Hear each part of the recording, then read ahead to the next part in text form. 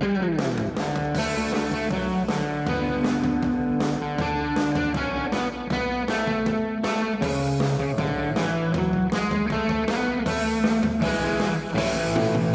and welcome to the How to Live in Denmark podcast. I'm Kay Zander-Mellish.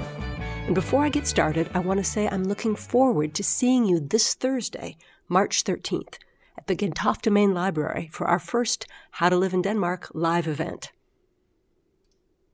I don't date much these days. I'm a single mother with a full-time job and a weekly podcast. But back in the days when I did date, I occasionally dated online. Dating online is very popular in Denmark. It seems to be where everyone over the age of 25 meets a partner. One guy contacted me and said, "You know, an American girl broke my heart very badly once. I hope you're not like her." I never went out with the guy. I mean, that's a hell of a history to live up to. And I believe that's why a lot of Muslim guys have trouble dating in Denmark. Everyone knows some girl who went out with a good-looking Muslim guy and it didn't work out. And you, ordinary Muslim guy, are paying the price for someone else's heartbreak. Is that right? No. But Danes, like any other nationality, are not immune to stereotypes. Now, I see this myself in my daily life. For example, Danes love stories about American right-wing nutcases. Newspapers are full of them.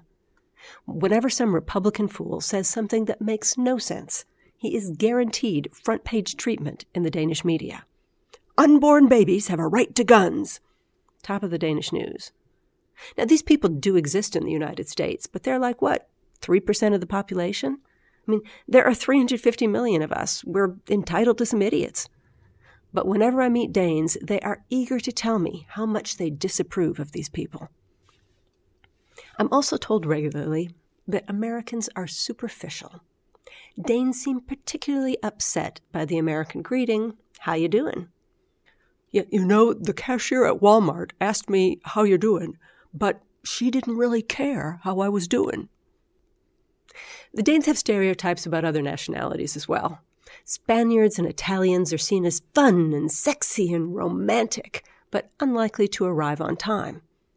Eastern Europeans work too hard at wages that are much too low, at least by Danish standards. Asians are okay because they work hard at things that Danes aren't interested in, like high-level engineering degrees. Danes also have stereotypes about other Nordic people. Norwegians are seen to be happy, friendly people with a humorous language. Everything sounds funny in Norwegian because everything sounds like singing. "Stay away from my girlfriend, or I am going to kill you." It's always happy time when a Norwegian is speaking. Swedes are seen as kind of stiff, humorless types who can't dance and can't hold their liquor. Finns are silent, angry drunks who carry knives. Oddly, given their history, Danes really like Germans. Really, really like Germans. Many Danes will say that Berlin is their favorite town. Danes also have stereotypes about each other, something that amazed me when I first arrived here. You have like 5 million people and you're dividing yourselves into groups.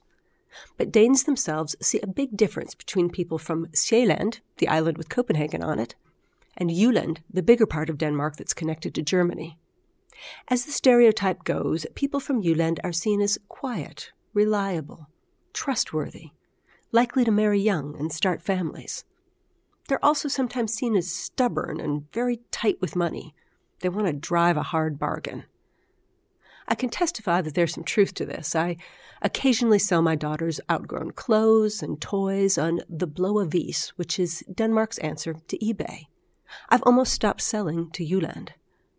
I have found that customers there first want a discount, then they want me to run around finding the cheapest shipping available, and then when the object arrives, they find some tiny flaw that I haven't found and want all their money back.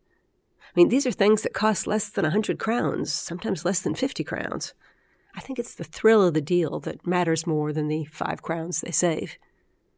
But maybe they're just responding to the old-fashioned stereotype about people from Copenhagen trying to cheat people from Jylland. Copenhagen snuder is an actual word. Copenhagen cheater. I don't know if there are many actual cheaters on the streets of Copenhagen these days. I think pickpocketing and fraud games have been outsourced to Romania. But people in Copenhagen are still seen as slick, smart-ass, fast-talking, prone to exaggeration. Everything's the biggest and the best. The men wear expensive business suits and overpriced eyeglasses. The ladies wear designer makeup. Everybody has jobs that are non-jobs, like senior communications consultant or SEO specialist. People from Jylland have real jobs, like pig farmer or Lego designer. Of course, there are so many people from Jylland that live in Copenhagen these days that the stereotypes have started to drift away. And as Denmark becomes a more international country, maybe that will happen with the national stereotypes as well. And that's the How to Live in Denmark podcast for this week. You can join us on howtoliveindenmark.com or on our Xander Mellish Facebook page or on Twitter at HowToLiveInDK. The 2 is a number. Music arranged by George Garvis. See you next week.